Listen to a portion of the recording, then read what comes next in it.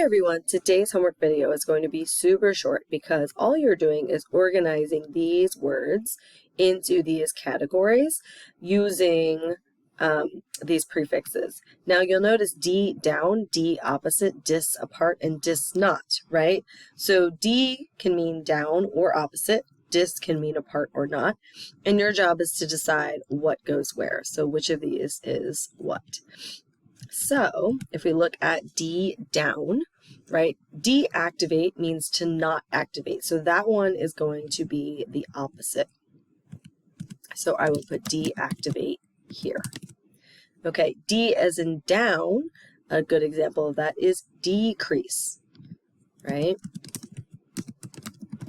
Because we are making something less. We're making it down, right?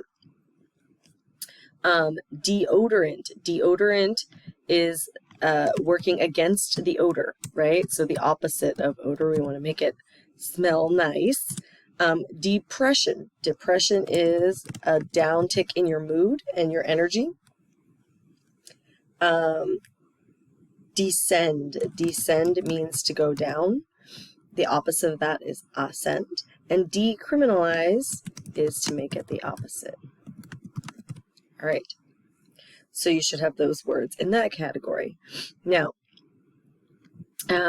dis or apart versus not, we have dismiss.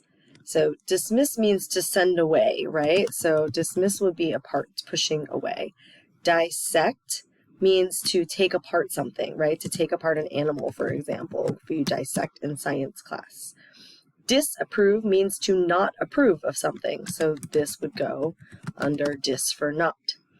Disruptive means that you are causing a problem, and so you're causing things to fall apart, you could say. So disruptive would be under dis.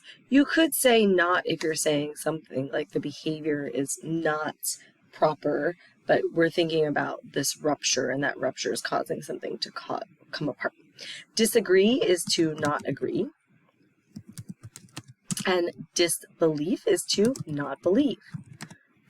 All right, so you're categorizing each of these because D as a prefix can have two meanings and dis as a prefix can have two meanings.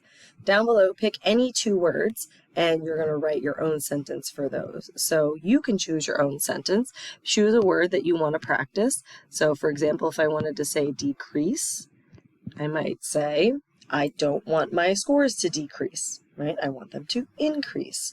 Or you could say, I want to decrease the unhealthy food that I'm eating. So you're going to write your own sentence here, and then you're going to choose a second word. And I would ask that you try to choose a different word, right, from maybe one of these categories if you've already chosen one from here. And you can say, for example, dissect. In science, we dissected frogs. All right, you write your sentence there. Okay, all right, your code word for today will be frog. Since we talked about dissecting things, your code word for today is frog. Put that at the top of your paper and you can earn extra credit. Happy homeworking, and I'll see you on Monday.